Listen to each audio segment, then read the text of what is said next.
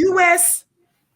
police, you all probably know this already, have been trained by former Mossad officials that have come to the U.S. to train, local police, and some were sent to get training over there. So for Leo Cohen to say, I'm going to do military using hip hop, y'all ain't hearing me. Mm-hmm. Talk to him. Tells me everything I need to know. So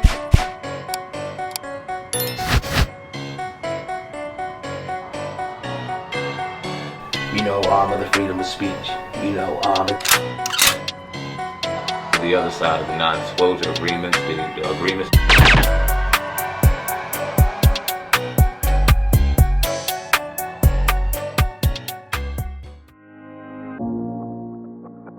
The perfect cleanse and reboot for a healthy immune system.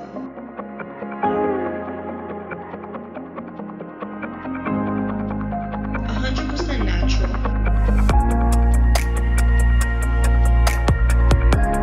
Miracle food is suitable for all ages.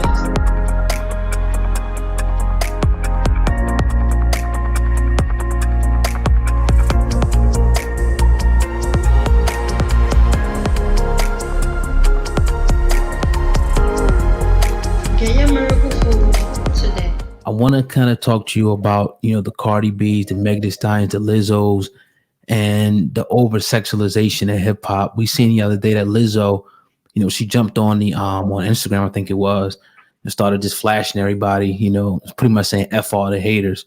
So talk about that and talk about, these women in hip-hop who is going crazy right now with showing their body parts, soft porn, as I call it. Facts. And some of it, I think, is almost past soft porn now, almost really, because I would call it that at first too, but now it seems to be even more explicit. The first thing that we have to keep in mind is who sent them.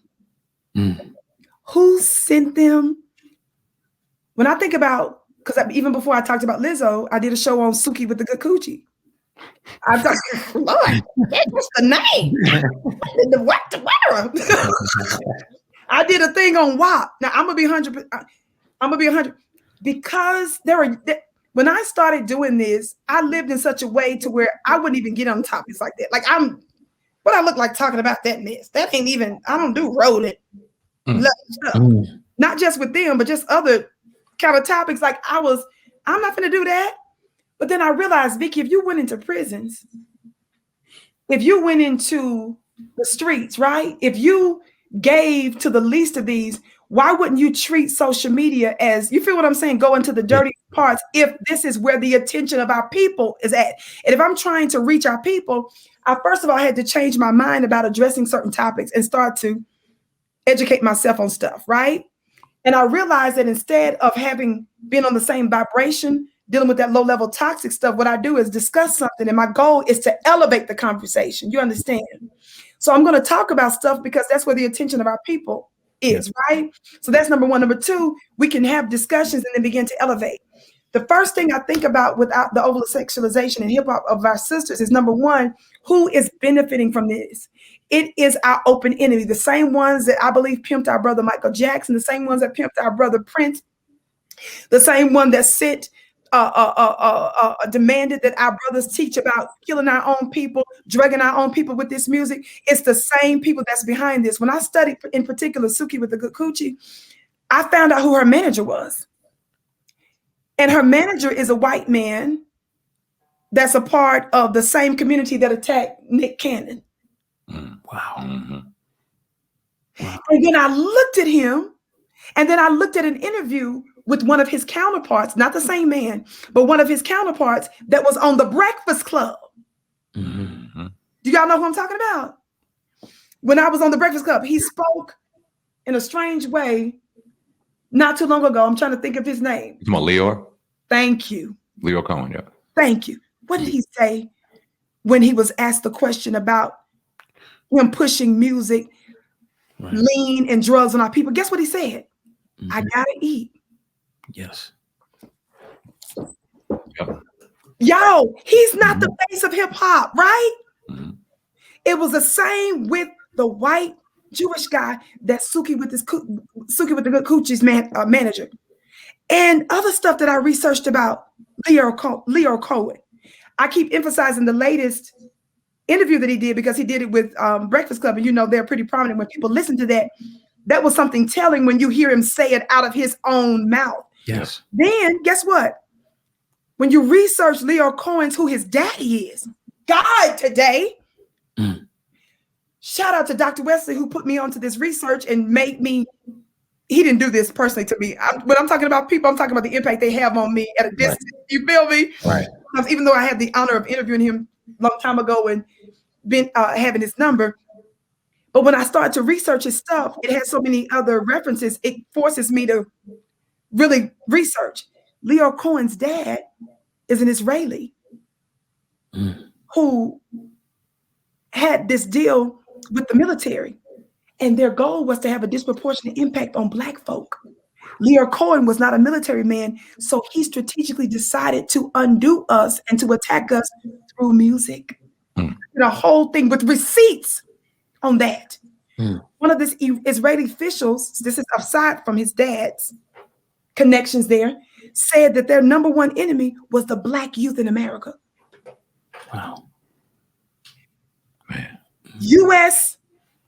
police, you all probably know this already, have been trained by former Mossad officials that have come to the U.S. to train, local police, and some were sent to get training over there.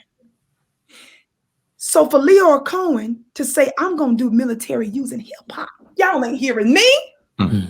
Talk to him.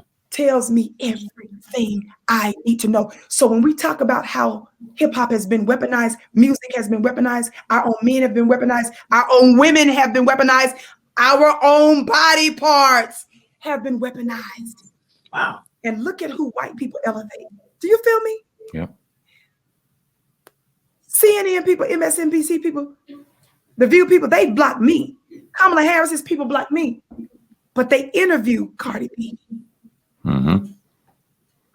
Yep. We talked about that with Dr. Boy. Come on now. Diane, Representative Maxine Waters, bragged about how special Meg the Stallion is. I'm not saying these women aren't amazing in their own ways. Right. I'm saying it's bigger than them. I'm saying that they're being pimped, is what I'm trying to say. And they've been strategically placed to have an outsized and disproportionate effect on our society. I think that that's the bigger issue.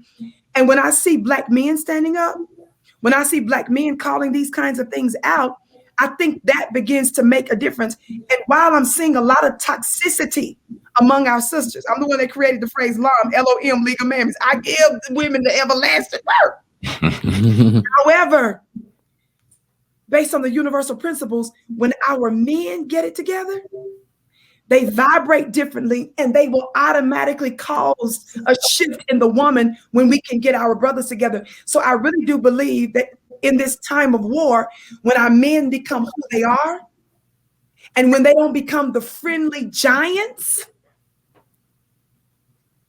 they begin to properly war. I believe that that's going to serve as a deterrent and as a solution to our open enemies feeling that they can have their way with their own women. I believe that that's the biggest thing now. Hip hop, hip hop, hip hop, hip bars is back. Hip hop, Sam and oh God, what's up with you? I done watched them niggas do interview after interview. They not culture vultures, the culture something they been into. So if you never gave them a view, I recommend you do. Cause when they question guests, they message is not subliminal. It don't matter if you a rookie.